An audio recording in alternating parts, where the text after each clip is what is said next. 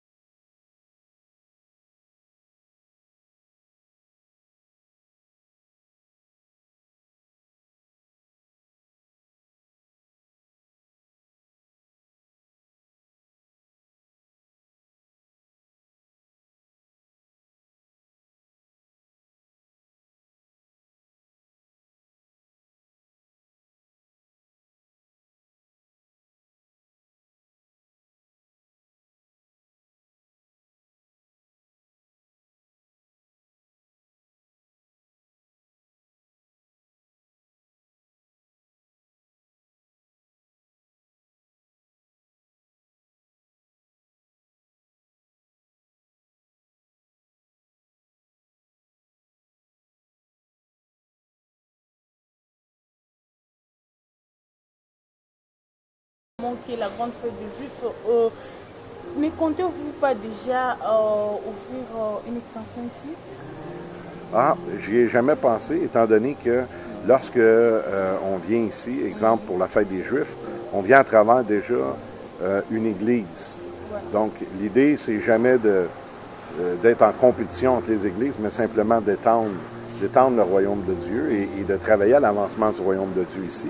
Et puisqu'il y a déjà beaucoup d'églises ici, beaucoup d'églises, on voit, on constate lorsqu'on se balade à Kinshasa, on voit qu'il y a énormément d'églises qui se passent ici.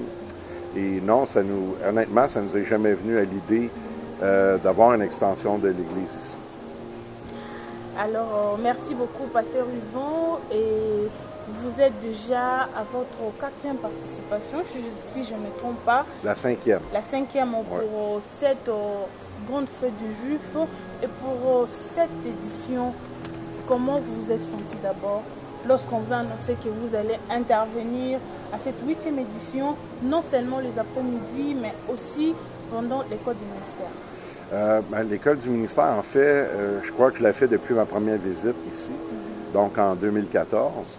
Et mais à chaque année, c'est une grâce, mais c'est aussi un plaisir de le faire.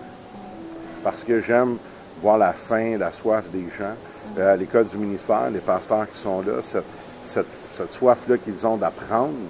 Et quand Dieu nous donne ce privilège-là, même si on est pasteur, de pouvoir emmener un enseignement à d'autres pasteurs, c'est déjà une grande grâce. Merci beaucoup. Avant de continuer avec ces chapitres de la fête du Juif, d'abord, nous voudrions bien savoir comment avez-vous connu le pasteur François Mutombo? C'était dans quelles circonstances? Ah, ça s'est passé à travers le pasteur Pierre Mokandila qui, un jour, m'a contacté au Canada. Il me disait qu'il connaissait un pasteur qui cherchait des orateurs et qui lui avait demandé, finalement, le pasteur François avait demandé au pasteur Pierre s'il ne connaissait pas quelqu'un. Et on s'est donné rendez-vous près de mon église à Montréal. Et on s'est rencontrés.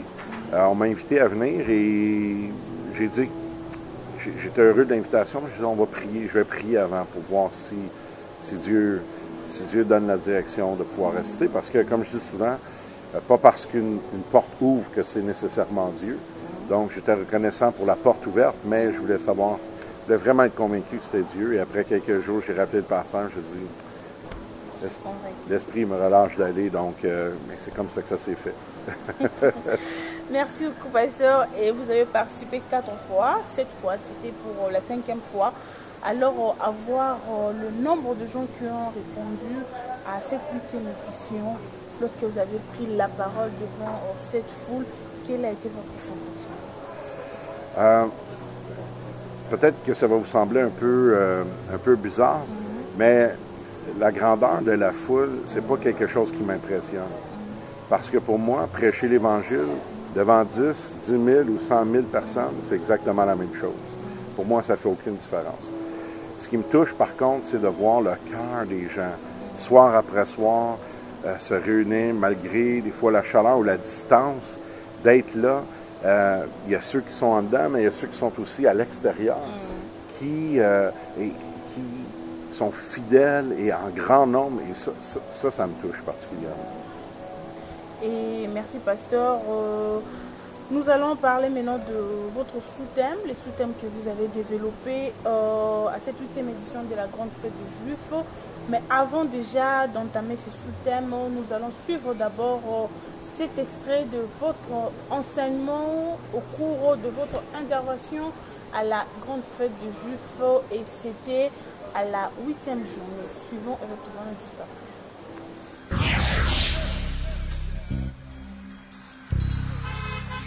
Connaissait son Dieu. Et portez attention à ceci parce que c'est très important. Le prophète lui a dit, va au marché. Vends l'huile. Et avec le reste, vis, toi et tes fils. Je veux que vous compreniez ceci. La bénédiction, la multiplication de Dieu dans cette maison n'a pas été seulement pour payer la dette, mais elle a été une bénédiction pour sa vie entière. Et je veux que tu comprennes que la bénédiction que Dieu a pour toi ce soir ne sera pas seulement pour ce soir, mais va aussi être pour toute ta vie. Parce que le Dieu que je sers, c'est le Dieu d'éternité. Et lui va te multiplier plus que tu peux l'imaginer. Il va multiplier la santé en toi. Tu dis que tes entrailles sont sèches. Dieu va multiplier la vie en toi. Tu dis que tes affaires sont bloquées. Dieu va multiplier les clients pour le business en toi. Tu dis que les procédures, le visa est bloqué. Dieu va multiplier les pays pour toi. Si ce soir, tu peux juste regarder à ce que tu as. Et peut-être tu vas dire, pasteur, j'ai pas d'argent. Peut-être tu vas dire, pasteur, j'ai même pas la santé. Peut-être tu dis, pasteur, j'ai même pas le passeport. J'ai même pas une belle habit. Peut-être que t'as pas toutes ces choses-là. Mais il y a une chose que t'as. C'est Jésus. C'est Jésus. Et crois ceci. Le Père va toujours multiplier Christ en toi. Donc ce soir, arrête de pleurer sur ton sort. Arrête de te lamenter. Dépouille-toi de l'attitude du mendiant. Et commence à glorifier Dieu pour ce que tu as. Parce que le jour où tu vas remercier Dieu pour ce que tu as, c'est le jour où il va le multiplier.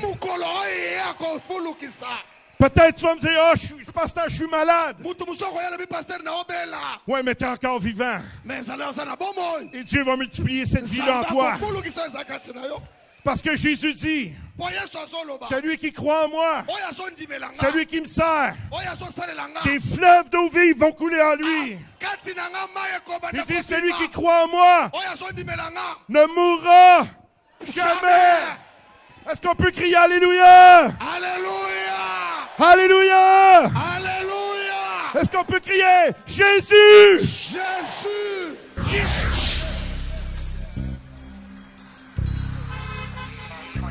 Nous sommes de retour sur ces plateaux après cette belle intervention du pasteur Yvon Stabili. Là déjà c'était pour vous donner l'idée de sa prestation lors de cette 8e édition avec son sous-thème qui était « Le jeune Samuel continuait à grandir et il était agréable à l'Éternel » et aussi aux hommes.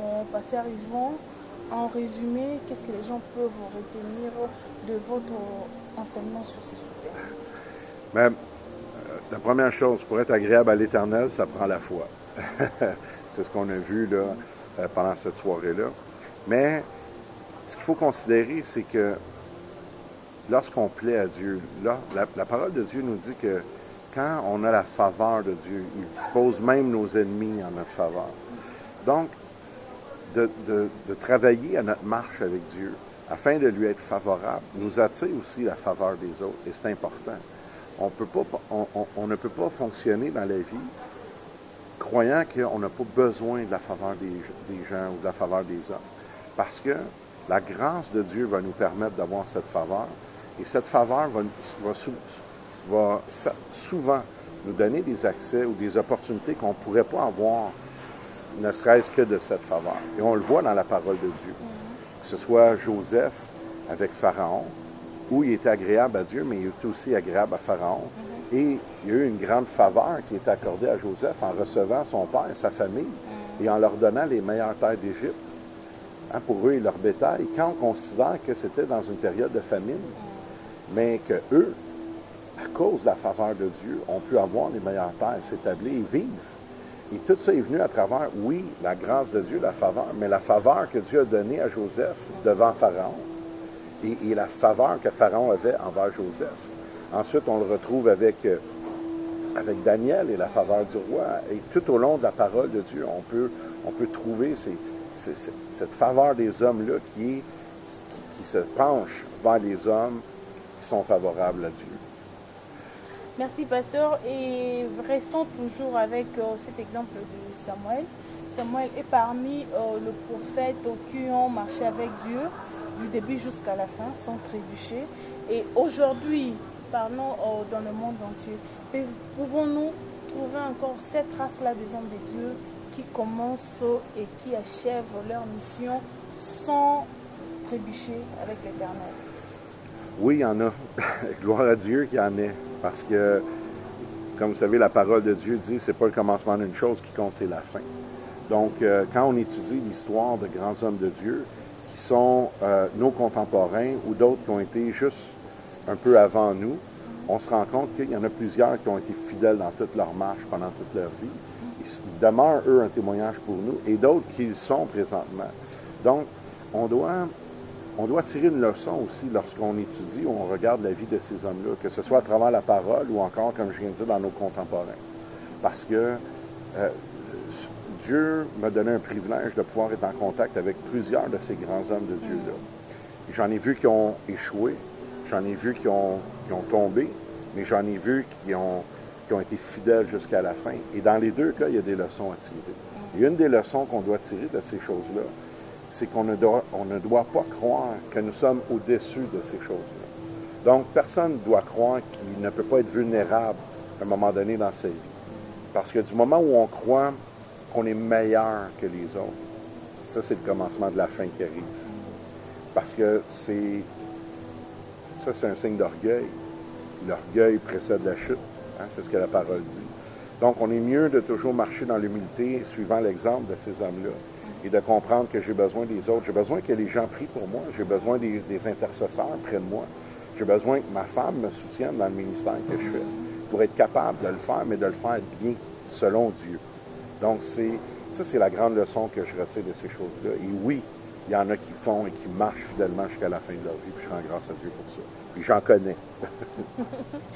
Merci, pasteur. Et vous avez introduit votre intervention par une ou deux phrases en lingala. Oui. Comment avez-vous appris cela? Ah, mais j'ai écouté. Premièrement, j'écoute beaucoup. Étant donné que je voyage, le Seigneur me permet d'amener l'Évangile dans plusieurs pays. J'entends plusieurs langages. Donc, j'essaie tout le temps de saisir quelques mots. Et depuis le temps que je viens ici, il y a plusieurs mots que j'ai saisis. J'ai saisi que Nzambe était Dieu. Donc, OK, j'ai écouté ça. Et j'ai simplement... j'ai écouté comment est-ce que les gens parlent lorsqu'ils parlaient des bénédictions. Et j'ai validé avec d'autres. Et puis, pourquoi pas ouvrir avec un petit mot en lingala. Et je vous assure que c'était... il y avait une sensation électrique dans la salle. Personne ne s'attendait. Mais comme j'ai dit, juste dans la pré-entrevue, quand on est visiteur à quelque part, on se doit de s'adapter. On se doit d'essayer de juste un peu comprendre comment les gens qui nous reçoivent vivent, comment ils parlent, c'est quoi leurs conditions, comment ça se passe chez eux. Parce que la réalité est souvent différente.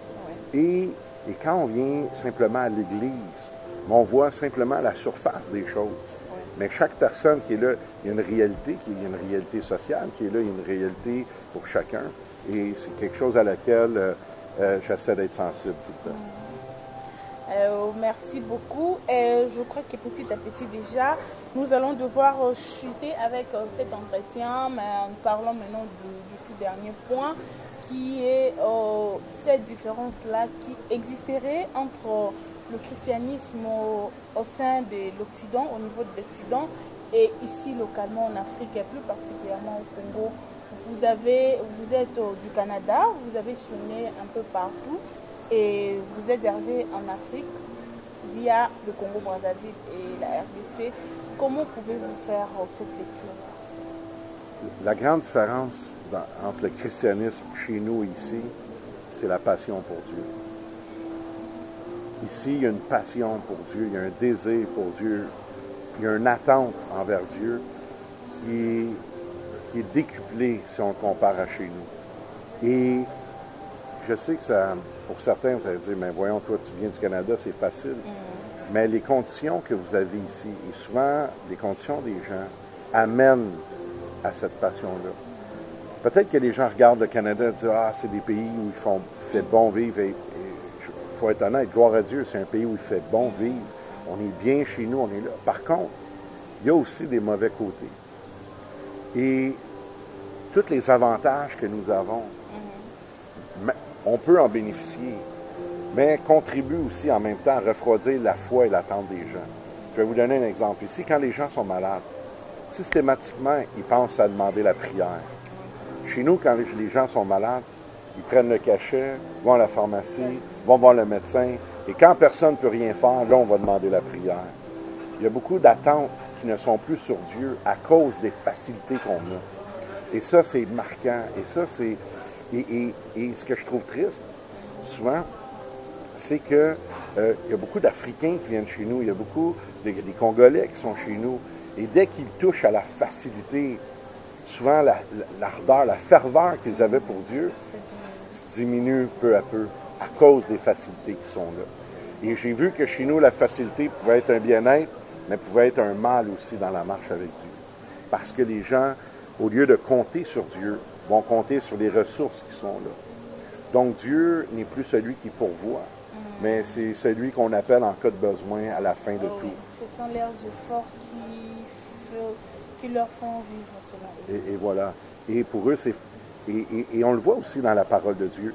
Lorsque le peuple d'Israël marchait dans la bénédiction et que Dieu les avait délivrés de tous leurs ennemis, la Bible dit à plusieurs reprises que peu à peu, qu'est-ce qu'ils faisaient? Ils s'éloignaient de Dieu, ils oubliaient.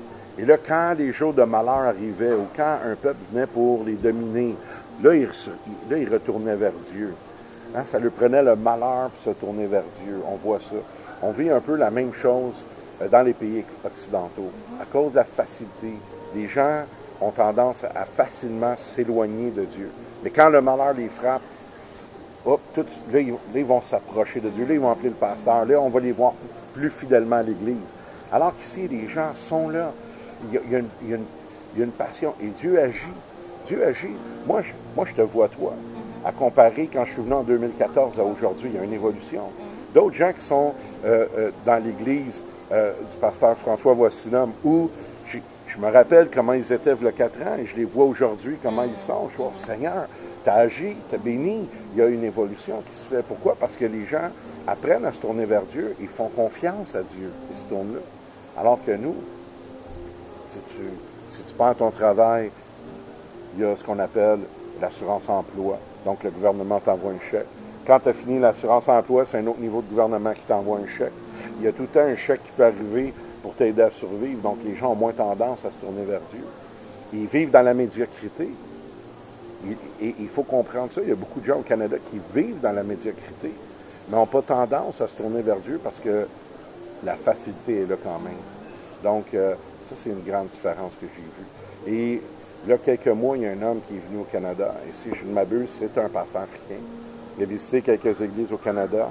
Et il a visité quelques églises aux États-Unis. Et ils ont demandé sensiblement la même question que vous me posez aujourd'hui. Et la réponse que lui a fait lorsqu'ils lui ont demandé comment se considèrent les églises que tu as visitées au Canada, aux États-Unis, et sa réponse a été celle-ci: j'ai vu aucune passion pour Christ. Et ça, c'est la grande différence. C'est la grande différence. Chez nous, les gens viennent à l'église, souvent ils veulent être divertis, ils veulent que la louange soit bonne, que la musique soit bonne, qu'il ne faut pas que le pasteur dénonce trop le péché, il ne faut pas que les déranger, il faut pas, et facilement les gens changent d'église parce que le message ne leur convienne pas. Mais c'est certain. Pour moi, il est certain qu'il doit y avoir des personnes ici comme ça, mais chez nous, c'est souvent la majorité, c'est comme ça. C'est ce qui fait la grande différence. À vous suivre, pasteur, c'est comme si le développement, l'essai du développement combat en quelque sorte le christianisme, ou bien c'est la personne elle-même? C'est la personne elle-même, parce que Dieu n'est jamais contre le fait d'avoir de meilleures conditions. Mais ça, c'est la nature humaine qui fait ça.